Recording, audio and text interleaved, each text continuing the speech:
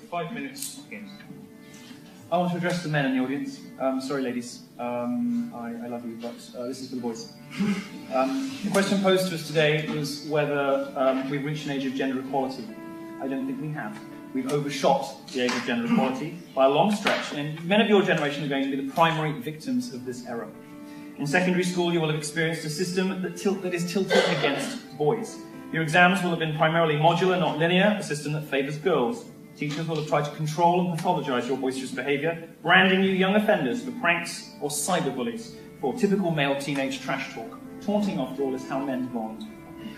Your female peers will be encouraged at every stage of their educational journey.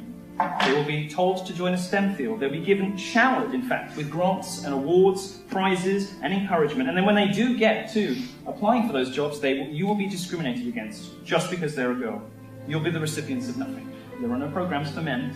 The suggestion of having a men's officer at York University was laughed at by the student union. At university, you will be told that you're rapists in waiting, that you need to attend consent classes. Your natural love and affection for women will be neutered. You will be faced with an impossible choice: suppress your natural, healthy romantic interest in women or risk a charge of rape or sexual harassment.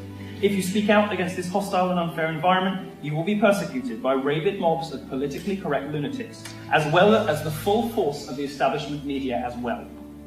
When your studies are completed, you'll enter a jobs market that is stacked against you. With companies pressured from all directions to hire women, you will be at a 2-to-1 disadvantage if you are in STEM subjects, and possibly worse in others. If you do happen to land a job, a single inappropriate remark or a single accusation of an inappropriate remark or any unsubstantiated allegation can destroy your reputation forever. Despite all this, I'm not worried for you, because you're men. Your incalculable, intolerable, impossible obstacles have been placed before you precisely to overcome. And overcoming is what men do best. It's in the nature of men to battle on under impossible odds. We do that in war, we do that in all sorts of things, and we will do it here. Throughout your education, you will have been fed a grim history of what men have done through the centuries. You'll be told that straight white men are worse than the Nazis. You'll have been told nothing good about your sex, your race, or your orientation. But I'm going to tell you something good, and it is, if the patriarchy exists, women should be grateful for it. It is what took us to space. It is what builds roads. It is what built the internet. It is what protects and provides for women. If it exists, thank God it does.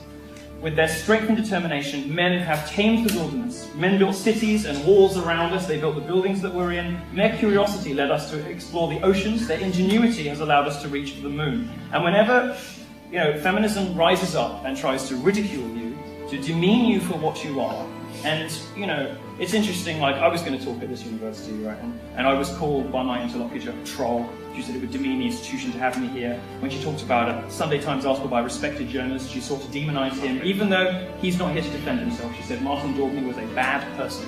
Martin Daubney's a close friend of mine. He's a great person. He's spent the last 5 years of his life advocating for the rights of men and boys. But this is what they do. Don't pay any attention to it. Don't listen to it. We're not in an age of gender equality. Straight white women in the West are the most privileged class in the history of our species. But you'll be fine.